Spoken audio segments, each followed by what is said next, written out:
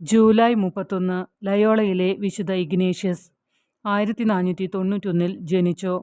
Society of ജീസസിന്റെ സ്ഥാപകനാണ്. 1517 Spanish രാജാവിന്റെ സേവനത്തിൽ സൈനികനായി. 1521 ഒരു പീരങ്കിപ്പന്തിൽ അദ്ദേഹത്തിന്റെ കാൽ തകർന്നു. ദീർഘവും വേദനാജനകവുമായ ജീവിതത്തിനിടയിൽ തന്റെ മനസ്സിലും ഹൃദയത്തിലും ശക്തമായ സ്വാധീനം ചെലുത്തുന്ന 2 പുസ്തകങ്ങളിലൂടെ അദ്ദേഹം ഗൗരവമായി കടന്നുപോയി. 1 ക്രിസ്തുവിന്റെ ജീവിതവും 2 വിശുദ്ധന്മാരുടെ ജീവിതവും. ഈ പുസ്തകങ്ങൾ ജീവിതത്തെ മുഴുവൻ മാറ്റിമറിച്ച ഒരു ആന്തരിക പരിവർത്തനത്തിന് കാരണമായി.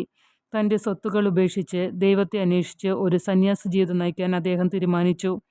അവൻ പ്രാർത്ഥിക്കുകയും പഠിക്കുകയും കഠിനാധ്വാനം ചെയ്യുകയും ചെയ്തു. അവിടെ അദ്ദേഹം തന്റെ ആത്മീയ അനുഭവങ്ങളുടെ ഒരു രേഖ സൂക്ഷിച്ചു. അത് ആത്മീയ വ്യായാമങ്ങൾ എന്ന ലഘുലേഖയായി പരിണമിച്ചു. യേശുവിന്റെ ജീവിതത്തെക്കുറിച്ചുള്ള ധ്യാനത്തിലൂടെ മറ്റുള്ളവരെ ദൈവത്തിലേക്ക് നയിക്കാൻ സാധിച്ചു. ഒടുവിൽ അദ്ദേഹം യേശുവിന്റെ സമൂഹം സ്ഥാപിച്ചു. അദ്ദേഹം ഒരു സംഘടനാ പ്രതിഭയായിരുന്നു.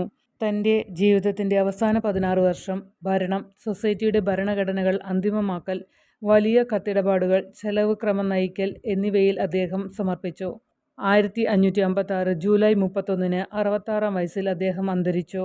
1622 മാർച്ച് 12 വിശുദ്ധനായി പ്രഖ്യാപിക്കപ്പെട്ടു.